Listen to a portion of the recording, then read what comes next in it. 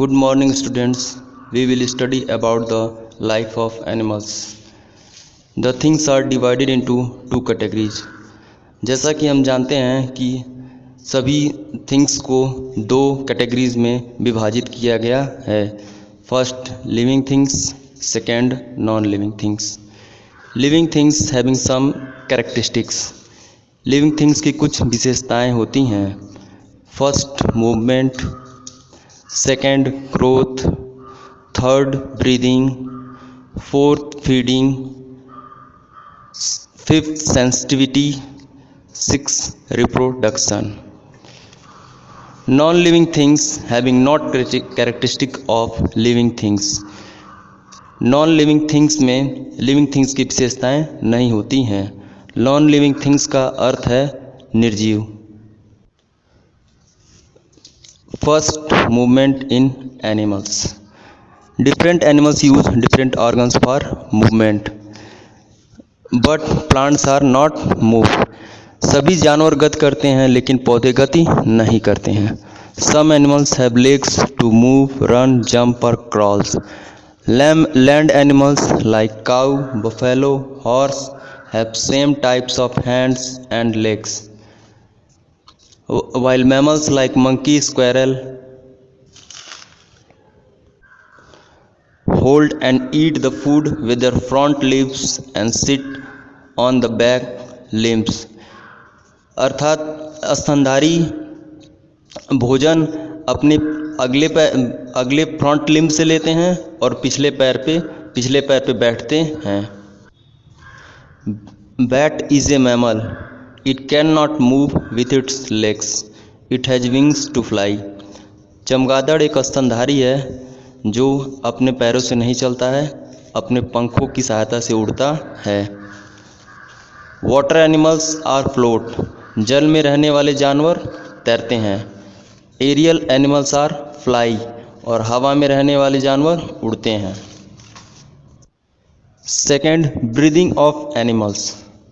All animals breathe in order to get oxygen. Oxygen burns the food to give energy. All animals have different type of breathing organs. Human and animals have nose. Fish has gills for breathing. Human and animals have nose. Fish has gills for breathing. Earthworm breathe with the help of skin.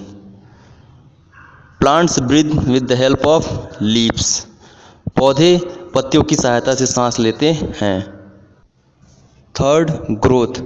Plants and animals having growth but non living things having not growth. Plants continuously grow but animals have fixed duration of time. पौधे निरंतर वृद्धि करते रहते हैं लेकिन जानवरों के एक निश्चित समय तक ग्रोथ होती है। Plants having regeneration property but animals having not regeneration property. When the body part cut down no new part grow.